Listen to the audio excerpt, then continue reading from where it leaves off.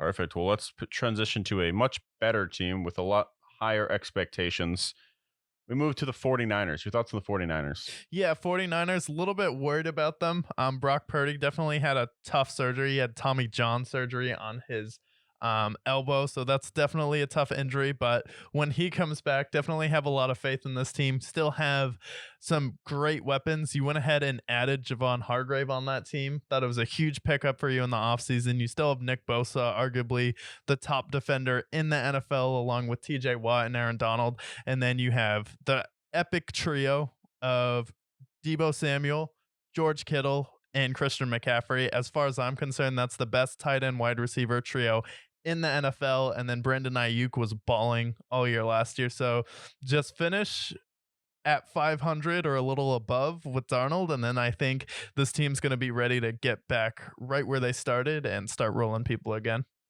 All right, so let's dive into it. So week one, they face the Pittsburgh Steelers at Heinz Field. At Heinz Field, I think this is a good win for the Steelers. Sam Darnold's going to be playing in that game. Steelers are always coming out on fire week one. TJ Watt's going to be fresh and ready to get after it. Go ahead and give me the Steelers in that game. And then week two, they go to SoFi to take on the Rams. Go to SoFi to take on the Rams. Definitely think that's a winnable game there.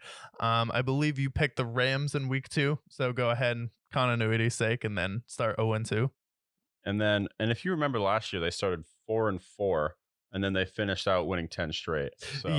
So definitely not crazy here. And then they face the Giants in week three on Thursday Night Football. Yeah, that's an easy win for them. Even Sam Darnold would probably have a better game than Daniel Jones. I know Daniel Jones can run, but I would still take Christian McCaffrey at quarterback in this game over Daniel Jones and still pick the 49ers to win. Also, they're actually sophisticated enough where they can see a quarterback that can only make one read and contain him when his only other threat is to run and then slow him down that way. So I think Danny Dimes throws about 3 or 4 picks in this one. And then I think I already know the answer to this one because this team that you projected they face did not win a game in your prediction here. The Cardinals, yeah. Weird. And it's at home.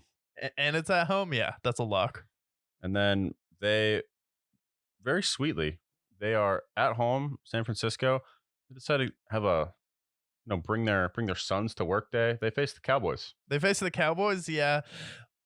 Death, taxes, and the San Francisco 49ers beat the Cowboys. This has been kind of the demon team for the Cowboys, and I'm not in love with the Cowboys roster this year, especially because I think the Kellen Moore loss is going to be definitely understated at this point. I think a lot of people forget what he meant for that offense. Mike McCarthy claims they're going to try and run more, even though they only have Tony Pollard, don't really have a great backup running back here. So, and you lost Dalton Schultz, which is a huge loss. So huge loss. Even with Purdy struggling in the playoff game, the Niners still pulled it out. So give me the Niners again. And then they go to Cleveland to take on the Browns in week 6. Week 6, that's a tough game. Give me the Browns in this one. I could see Deshaun Watson starting to get his feet wet. If Deshaun Watson is himself this year, or he can come back close to it, I think the Browns are going to be one of the most dynamic teams. Added Elijah Moore, have Amari Cooper, have Nick Chubb out here squatting like 600-700 pounds, making the bar bend. And then, Myles Garrett as well is going to be a huge game wrecker. And then Monday Night Football against primetime Kirk Cousins in Minnesota. Sorry, Kirk, but San Francisco 49ers got to take the dub here. One person who loves Monday Night Football and performing, George Kittle. They can't stop that man. Absolutely not. And then they go back home to take on the Bengals.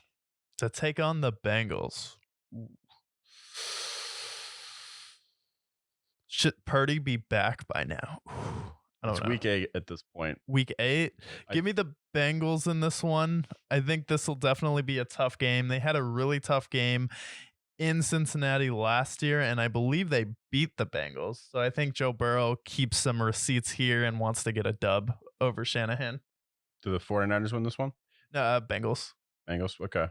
And then week 9, they are resting, and they have the bye week, and then they come back to take on the Jaguars in Jacksonville.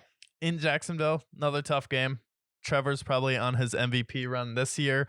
Definitely think he'll be able to outgun Brock Purdy, and they'll be able to slow down that offense enough. Give me Jacksonville in that game. And then, oh, this will be fun. Next week, 4 o'clock game at home against the Baker Mayfield led Bucks. Next. Goes Thursday Night Football. They take on the Seahawks in week 12. Thursday Night Football. Believe you picked San Francisco to win that game, so gotta keep the continuity there. So now they are 6-5, and a little bit of a revenge game. It's week 13 now. They're 6-5, and they go to Philadelphia to take on the Eagles. To Philadelphia. I think this game means more for the San Francisco 49ers, and it's kind of their prove-it game to them.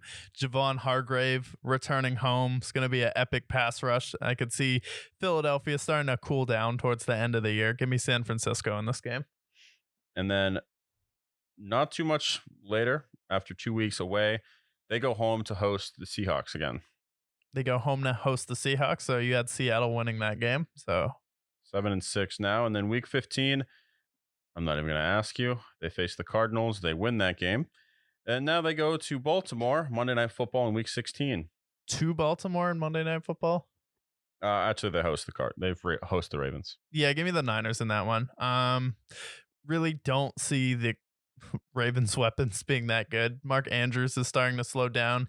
He showed some vulnerability injury-wise last year. And then Odell. Are we actually expecting Odell to do anything this year? Like, if any team should go out there and go get D-Hop, it's Baltimore, but they won't. So go ahead and give me the Niners. And then they go to FedEx Field to take on the Commanders. Yeah, that's another dub. They're now starting to pick up steam there. I don't think the Sam Howell-led Commanders are going to be doing too well at this point. And then week 18, they face the Rams. Face the Rams. Go ahead and give me the win over the Rams. Kyle Shanahan has proven time and time again that he is Sean McVay's daddy. So go ahead and give me the Niners. Yeah, so that sets up 11-6. Seahawks 49ers. It'll be a tiebreaker to who wins there. They split in both of our series here. So ultimately, I think it comes down to conference record, if I'm not mistaken.